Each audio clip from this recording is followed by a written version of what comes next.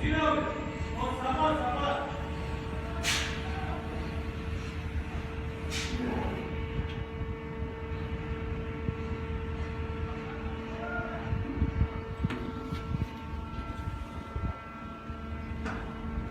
Ellerinize sağlık arkadaşlar, sağ olun.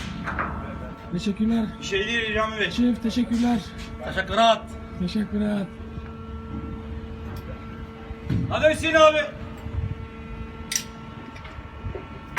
Servet, havuza in, havuza hoş. Onu şey yap, ver. Bırak bırak ipi bırak. İpi bırak. Atma adamın kafasına atarsın lan aşağıda adam olur. Çok yanlış iş yapıyorsun. Yetişmez abi. Yanlış iş yapıyorsun.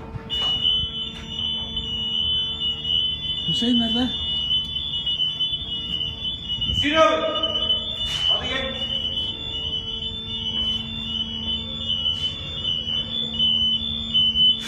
Üzerini boşalttık nihayet.